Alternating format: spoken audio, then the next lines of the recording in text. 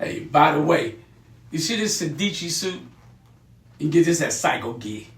Well, one of my second or third times at the track, I see this suit on sale.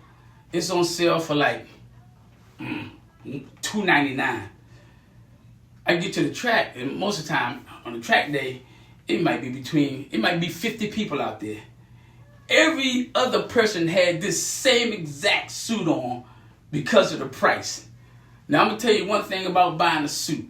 Remember this: if you're short, don't buy that suit off the rack because it won't fit exactly right. The arms will be too long, the legs will be too long.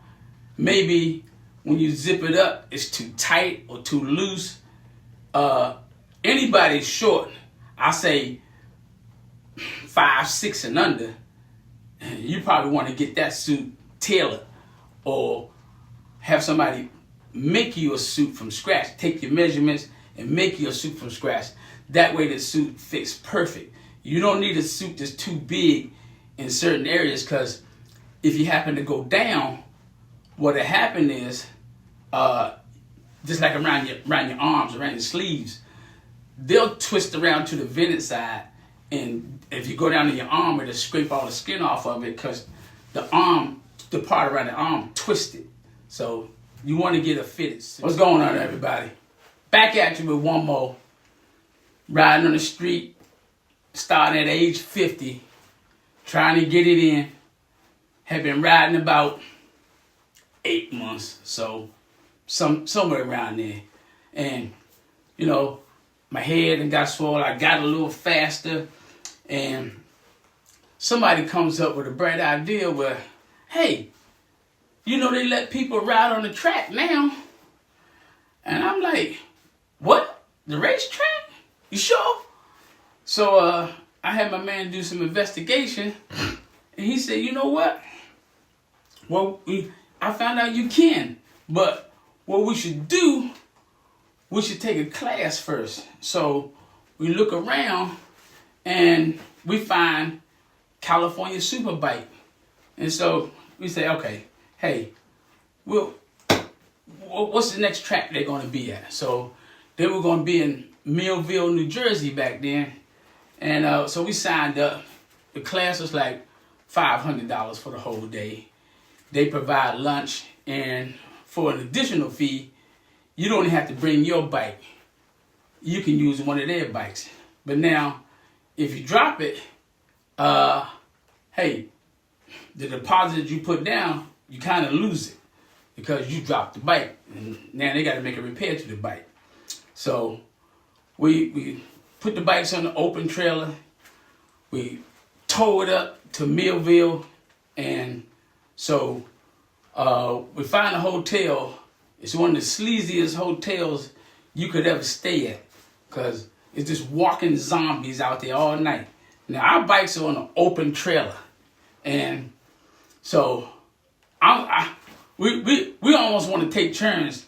One person sleep in the truck, the other person sleep in the hotel. Craziest thing you ever saw. So my man, he ends up just sleeping in the truck the whole night because he don't trust it. And then we got two old bikes. He has a 99 Strad. I got a 2000 Gixxer 750. And probably didn't nobody want them, but guess what? We paid for them. They're ours. So we don't want nobody to take them.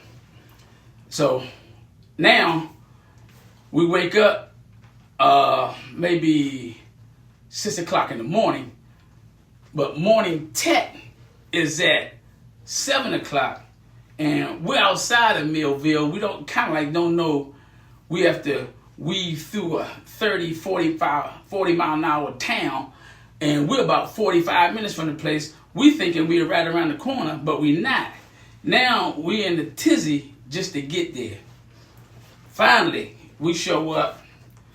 You have a little class. The guy shows you the map of the track we're going to run, Thunderbolt. And so they split us up. It's like 5 riders to a coach. So getting the logistics of the whole thing. And, I've never really been on the racetrack. Looks really wide when you get out there. But as you start picking up the pace and you start going into these turns, now the track looks super narrow to you because you're scared. You're coming at speed. So we doing these drills all day. We're doing level 1. That's the entry level that you take when you first go to the superbike school. And so the guy says, what we're going to do what's called a no brake drill. We're gonna make a whole lap, and in each corner, we're not gonna brake. We're not gonna use the brakes at all. Everybody's freaked out. So now, when we coming down and we ready to go into these turns, everybody's just, hey, you downshift and low as you can go until you can just ease through the corner. And so we're seeing, is anybody going to crash? Nobody went down. But then they bring you back in the class and say, well, what'd you think about that? And so everybody's scared to death. Hey, I just supposed to use the brakes. And, the guy's trying to get us to, hey, when you're coming into the corner, you get downshifting. And then, they start talking about the thing called trail braking. And, and brake references. And I'm confused now. I'm like, I thought we just ride around. And when you get to the part where you're supposed to churn, you just churn. And so the guy's like, no, you can't do that. What you got to do, you got to pick a point on these different brake markers where you're going to start the brake. Because if you're going too far and you miss the turn-in point, now you got to lean the bike over excessively to get back online to hit the apex, and most of the time you're going to crash. And then at this time, nobody has tire warmers. Everybody probably got a set of boo-boo tires on. Boo-boo tires is a no-name tire, like a Shinko or something. It ain't going to heat up. And nobody's supposed to be going that fast in this entry-level thing anyway. So you're not using tire warmers. The tire ain't going to really heat up. But it's a hot enough day that if you make it a lap around the track, the tire, whatever tire you got, it should heat up somewhat. And so that's pretty much what we did all day. So now, after we get our certificate, we go through a whole bunch of drills. So we going home now. Now, head is swelled up 3 times the size. I'm like, yeah, we don't do it. Ain't nobody around the way done this. So now, we getting out. And so now, I got a old 750. So now, I want a big bike. I want a bigger bike. I'm like, man, look around. See if you can get me something bigger. So, the dumbest bike I ever bought. The stupidest bike I ever bought. TL1000. I think it was maybe a 03 or 05 TL1000. A big tank. I couldn't even I'm already short. Couldn't get my feet planted on the ground neither way. And this thing in the summertime is just hot. 2 pipes coming up from underneath. And I'm talking about scorching high. And so now I'm trying to get used to this tank. Accelerating it, stopping it. And so we trying to make these fast runs. It's about 4 of us. And so we go up. We like going up to a place called Fells Point. That's up in Baltimore Harbor. And so we race up there. And on the way back, so, on the way back, it's every man for themselves. But there's a lot of traffic. And you weaving in and out of traffic. You hit the shoulder sometime. And so this one time, I hit the shoulder. And now I'm riding on the shoulder at about 100 miles an hour. I'm getting ready to get back into traffic. I look over to hey, to see about the traffic. And I turned back around, and I'm in the mud. I'm in the mud. And so now I'm on this big tank of a bike. I'm a monster. And I'm doing 100 miles an hour. I end up on the shoulder.